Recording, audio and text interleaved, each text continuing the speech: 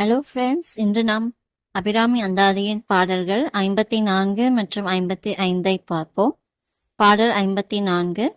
இல்லாமை சொல்லி ஒருவர் தம்பால் சென்று இழிவுபட்டு நில்லாமை நெஞ்சில் நினைக்குவிரேல் நித்தம் நீடு தவம் கல்லாமை கற்ற கயவர் தம்பால் ஒரு காலத்திலும் செல்லாமை வைத்த திரிபுரை பாதங்கள் சேர்மின்களே.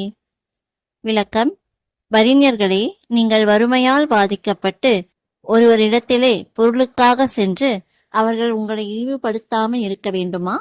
என் பின்னே வாருங்கள். முப்புற நாயகியின் பாதங்களையே சேருங்கள்.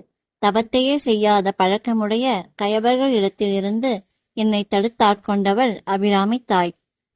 பாடல் 55.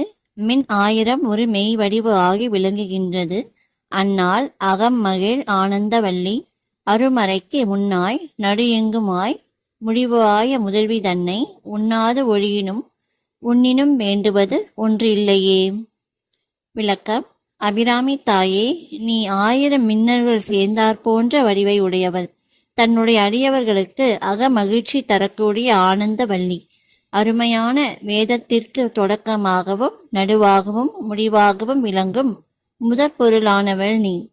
உன்னை மானிடர் நினையாது விட்டாலும் நினைத்து இருந்தாலும் அதனால் உனக்கு ஆகக்கூடிய பொருள் ஒன்றுமில்லையே. நன்றி.